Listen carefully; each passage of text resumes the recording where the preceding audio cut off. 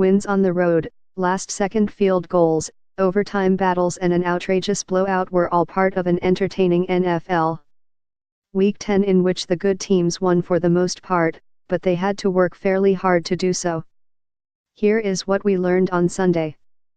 Case Keenum is not ready to go back to the bench. The Minnesota Vikings came into the game working their way through a quarterback controversy on their hands.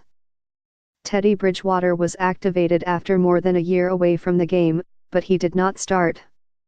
That may remain the case for quite a while, as Keenum responded to the pressure by throwing for 304 yards and 4 touchdowns in his team's 5th consecutive win, 38-30, over the Washington Redskins.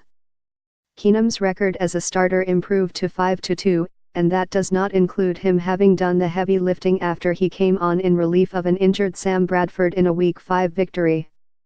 More, the AFC doesn't have 6 playoff-worthy teams. Sometimes it's better to keep the challenge flag in your pocket.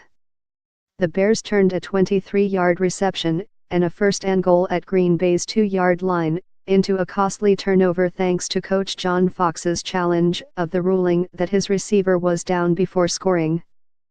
The officials decided that the receiver was not down, and that he had actually fumbled the ball into the end zone, which handed possession to the Packers. The reversal loomed large in Chicago's 7-point loss to an NFC North rival. The Rams might need a nickname.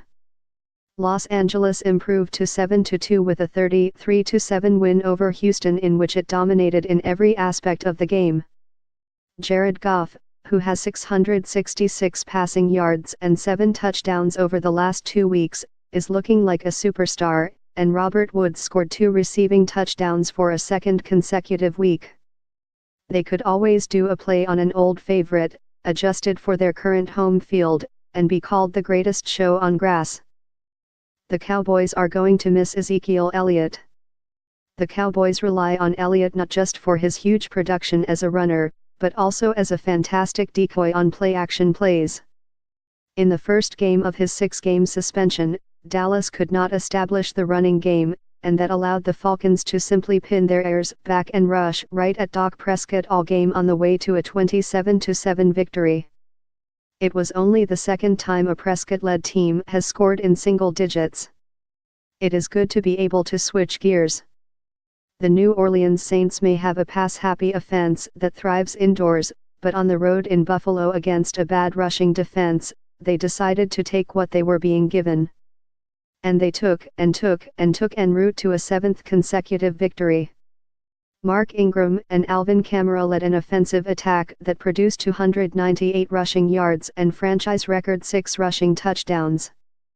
It was 50 more rushing yards than the team had produced in any game of the Drew Brees era, and the 3rd highest total in franchise history. There is no even week curse in Jacksonville. The Jaguars came into the game 5-0 in odd-numbered weeks and 0-4 in even-numbered weeks, but they survived a strong effort from the Chargers, and a number of their own mistakes, to win in overtime, 20-17. The Jaguars have won 3 straight and are riding a remarkable defense as far as it will take them.